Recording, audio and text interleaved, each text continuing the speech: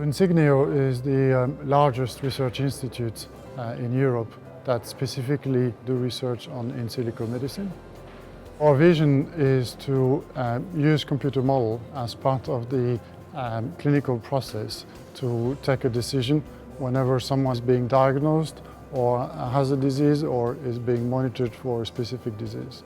Currently, physicians are limited. The only data that they have is they can see 3D anatomy, but they don't really know how that behaves.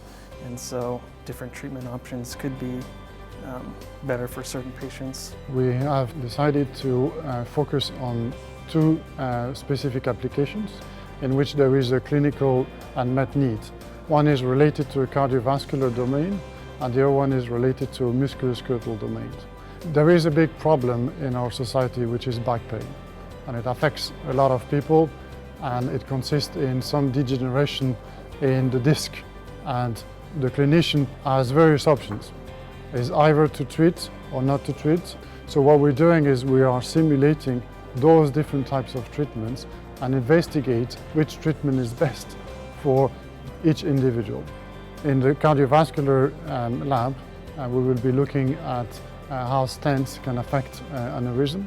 We're also very much interested in training the new students to become the engineers and the researchers of tomorrow, so that they can actually use the new technologies and develop those in a clinical context. So la Fondation Dassault Systèmes grant will enable us to be really at the forefront of teaching in combining computer simulations with virtual reality environment.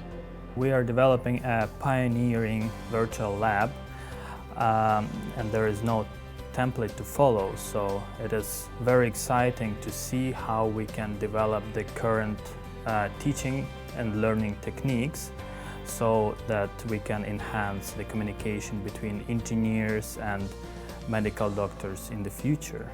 Those labs are very important because they will train the students of tomorrow to develop those workflows in a daily routine within the clinical environment. The 3D universe enables us a greater depth into teaching. So the virtual reality laboratory will develop in our students three very important skills. An understanding of the anatomy of the clinical context of the clinical procedure, the capability of developing a state-of-the-art computational model that is patient-specific, but also, and this is a very important skill for our students, to develop the capability of generating their engineering findings in the interface between engineering and medicine. So this is a radically new technology, and we're really at the beginning of something really new that we don't even know what are going to be all the applications. So I think that we're really opening a box which is full of potential applications.